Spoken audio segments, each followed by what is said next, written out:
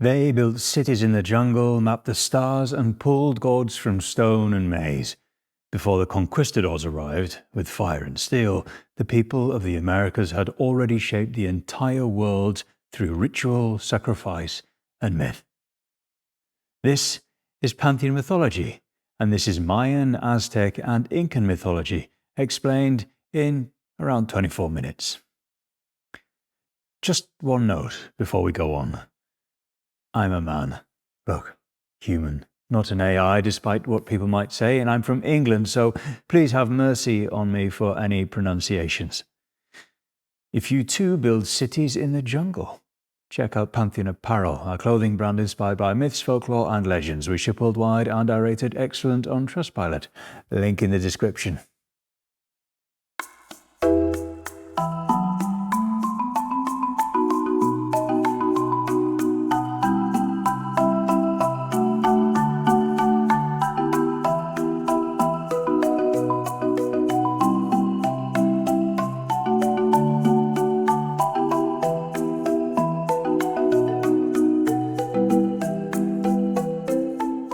Before the Spanish arrived, before temples crumbled and the codices were burned, there was the world of the Maya, a civilization of astronomers, architects, and priests who charted time across eons and inscribed their beliefs into stone. These weren't just tales for ritual. They were explanations for how the world worked, why maize was sacred, and how death could be defeated through knowledge and ritual. Mayan mythology is rich with divine figures, ancestral stories, and spiritual forces. Natural elements like rain, fire, and fertility were not abstract concepts, but living deities with names, wills, and tempers. Though Mayan myth predates that of the Aztecs, the two traditions share certain themes. The feathered serpent god appears in both, known to the Maya as Kukulkan, or among the Quiché as Cuculmats. And like their later neighbors, the Maya believed that humanity had been created and destroyed more than once. The most significant surviving source of these beliefs is the Popol Vuh, or Book of the Community. It originates from the Quiché Maya and preserves their mythology, history, and view of the world. Most Maya texts were destroyed during the Spanish conquest, but this one endured, passed down orally before being recorded by a Spanish friar around 1550 CE. It tells of how the world came to be, the struggles of the gods to perfect creation, and the journey of two brothers who challenged death itself. According to the Popol Vuh, creation did not begin with a single act. It began with failure and with persistence. A group of creator gods, including Heart of Sky, also known as Huracan, and the feathered serpent, Cuculmats, came together to shape the world. They separated the sky from the earth by planting a great tree, its branches holding up the heavens, its roots grounding the land. They made plants to fill the forests and mountains, but the world remained silent. Next, they created animals, but the animals could not speak nor honor the gods. They were cast down, doomed to live without understanding. The second attempt at humanity was made from mud, but the bodies were soft, unstable, and short-lived. The third attempt, made from wood, created people who looked human but lacked souls. They did not offer praise, and so they were destroyed, swept away by a flood, and torn apart by beasts. Finally, the gods turned to maize, the staple crop of the Maya, and from it formed a new kind of human, strong, intelligent, and grateful. These people recognized the gods and gave them honor. Creation was at last complete. It had taken 4 tries, but the balance between gods and humans was finally established. The Maya worshipped a vast pantheon of deities, each tied to a natural force or an essential aspect of life. What follows is only a glimpse into this wider system. Kukulkan, also known as Cuculmats among the Quiché, was the feathered serpent, a bringer of knowledge, a guide between worlds, and a creator figure. He shares strong similarities with the Aztec Quetzalcoatl. Kukulkan appears in ritual and art as the vision serpent, a being seen in trances and ceremonies, representing communication with the divine. Chak, the god of rain, thunder, and lightning, brought both nourishment and devastation. He was thought to exist in 4 aspects, one for each direction. In one myth, he split open a mountain with his lightning axe to release hidden stores of maize, answering the prayers of a starving world. Itzamna presided over the sky and was credited with teaching humanity essential skills. Writing, healing, calendar making, and agriculture were all said to have come from him. He is sometimes described as the son of Hunabku, the distant creator, and sometimes as a form of Hunabku himself. Ixchel, the goddess of the moon, fertility, medicine, and weaving, held great power over birth and renewal.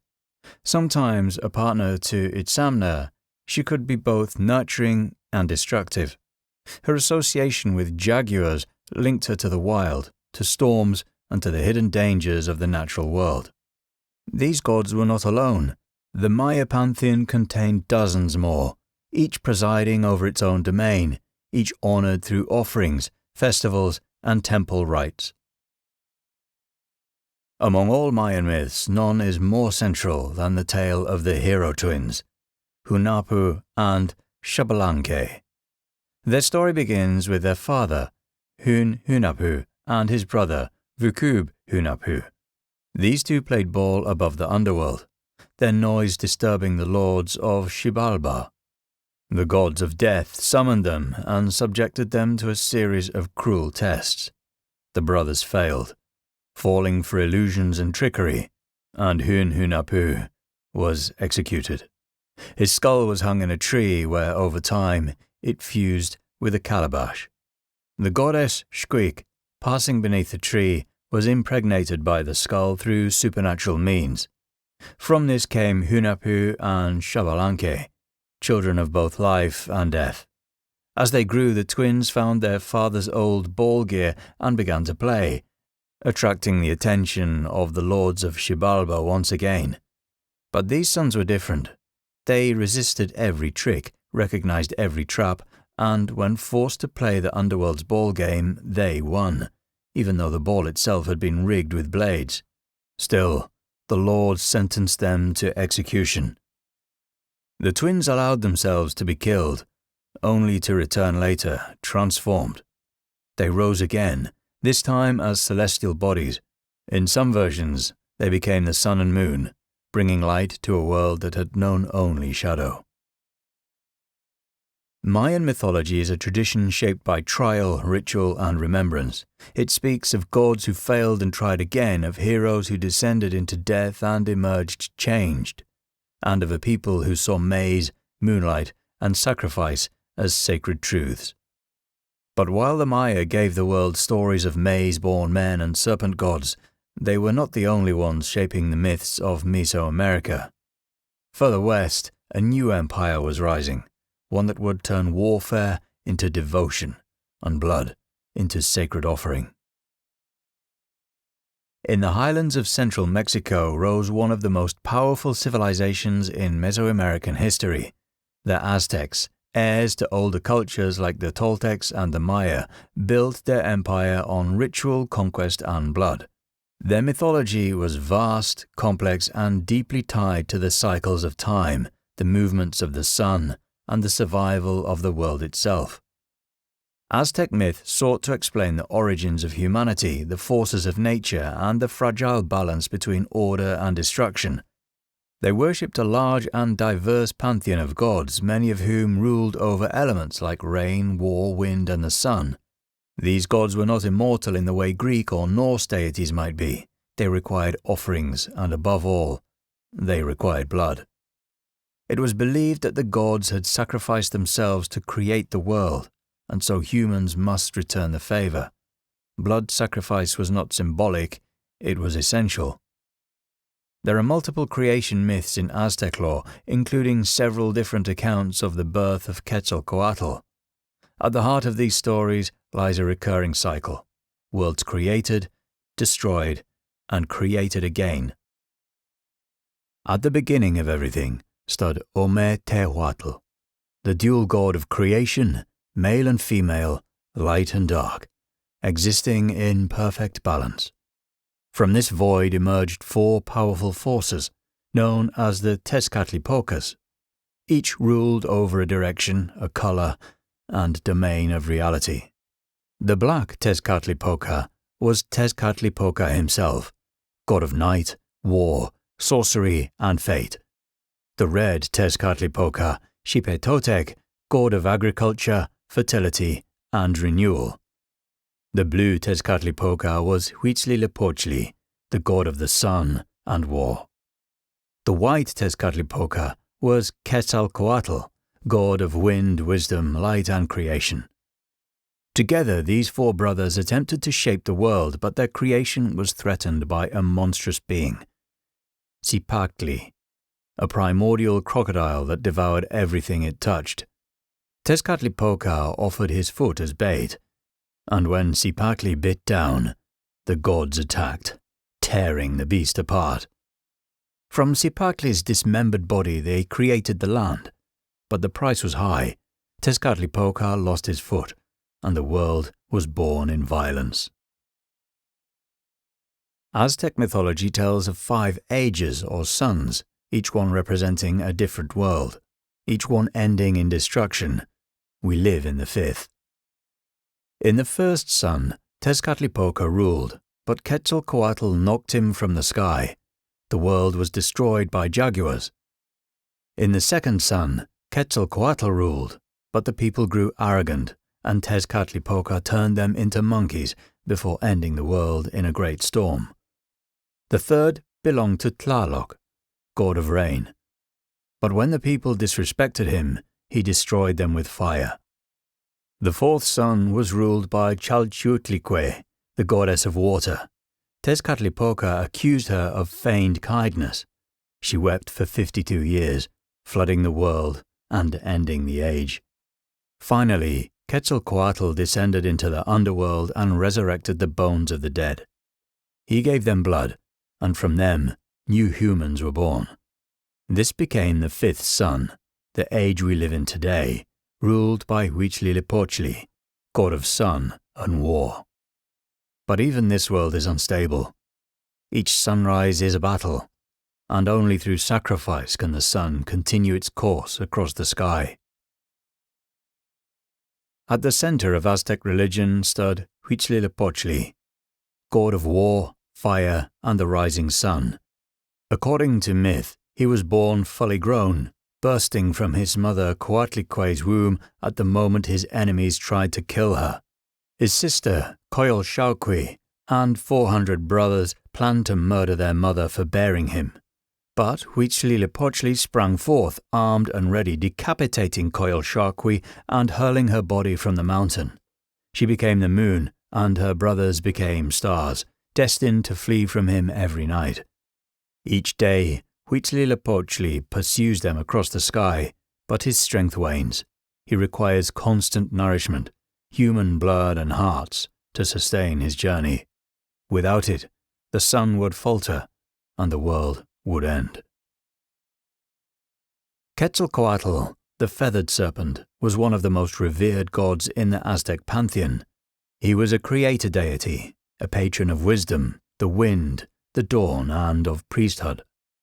His exact parentage varies across traditions. Some say he was the son of the primordial god Ometeotl. Others say he was born of the goddess Chimalman, after she swallowed a jade stone, or was struck by an arrow in a dream. Quetzalcoatl's myths are many, but he is often contrasted with Tezcatlipoca, his shadow and rival.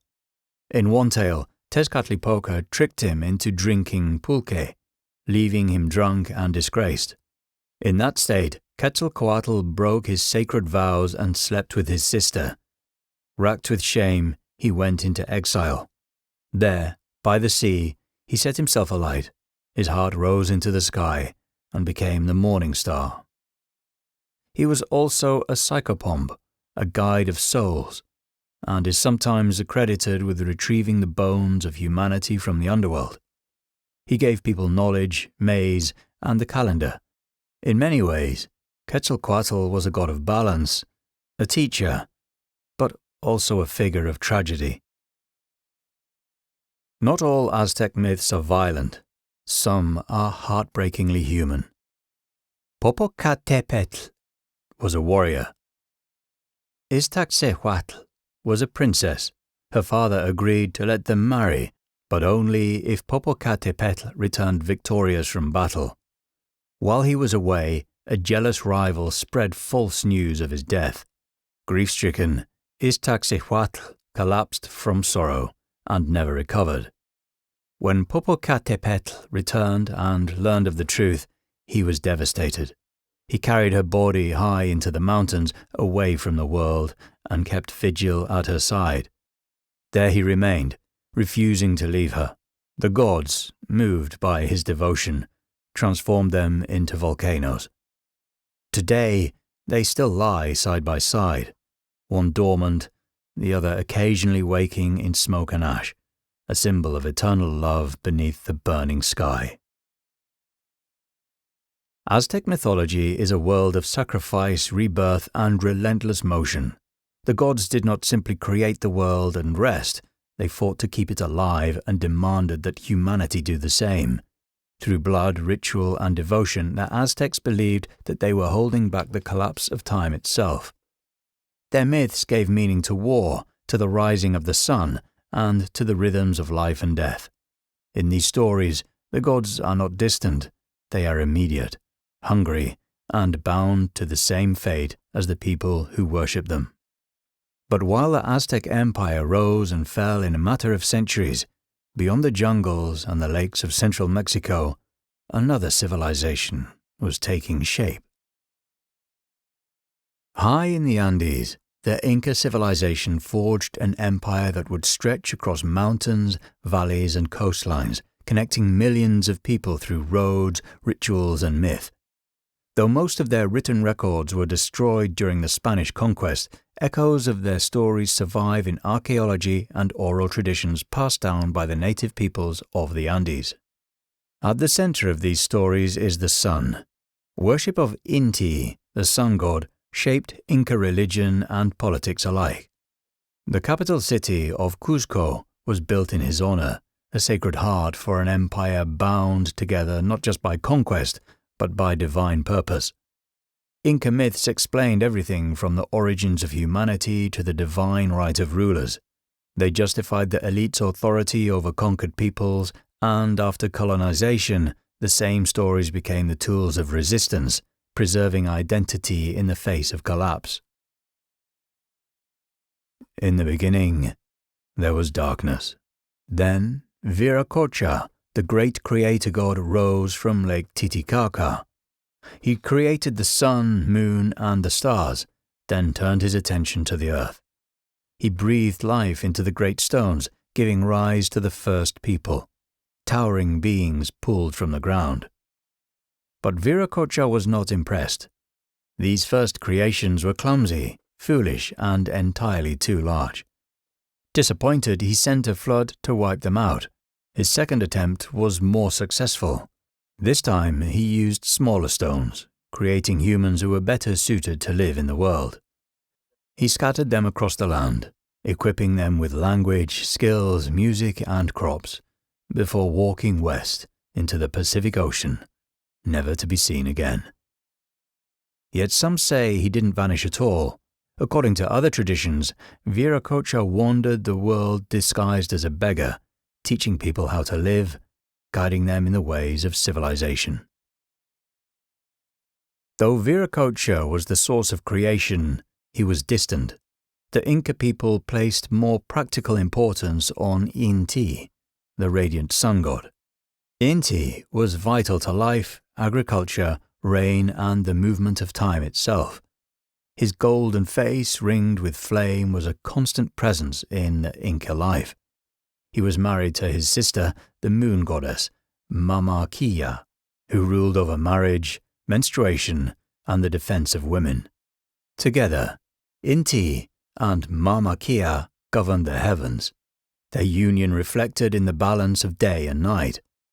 The emperor of the Inca Empire, the Sapa Inca, was said to be the literal son of Inti, the son of the sun. This divine lineage linked ruler and god, giving the emperor authority not just on earth, but in the cosmic order above.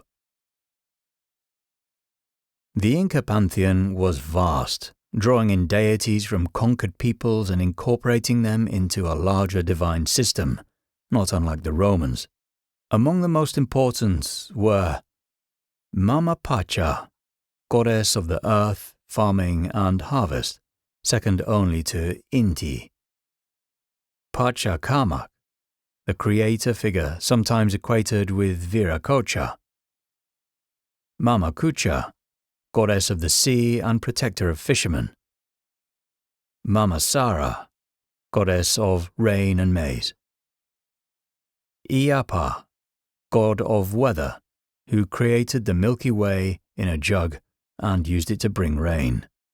Apu, spirits of specific mountains, each with its own guardian presence. Kon, god of rain and southern wind. Urkuchie, a llama god who protected animals. Ashomama, the goddess of potatoes, humble, essential, and beloved. According to legend, the people of the earth had become disordered, wearing animal skins and foraging like beasts. So Inti sent his children, Manco Capac and Mama Oclo, to bring civilization. He gave them a golden staff and told them to build a city where the staff sank easily into the earth. The siblings journeyed across the mountains, searching for the right place. When they reached a fertile valley, the staff slipped smoothly into the ground. This, they knew, was the sign. There, Manco Capac built a temple to his father Inti, gathered the people, and founded the city of Cusco. Cusco would become the capital of the Inca Empire, political, military, and sacred. Thanks to the Manco Capac myth, its people could claim direct descent from Inti, reinforcing their right to rule. The city was once home to Coricancha, a great temple dedicated to the sun with golden walls and statues that glowed beneath the sky. Though only the foundations remain, its memory stands as a symbol of both the power of Inti, Cusco, and the Inca people. The Inca wove their gods into the land itself. Mountains became spirits, rivers carried memory. Every terrace, every stone was part of a sacred landscape. And though the empire was torn apart by conquest, the stories endured, whispered in Quechua, the language of the Andes, remembered in ruins and carved into the silence of the mountains. Just as the Maya gave us gods of maize and sacrifice, and the Aztecs taught that blood held the sun in the sky, the Inca showed that civilization could be born from mountains and shaped by those who walked among them.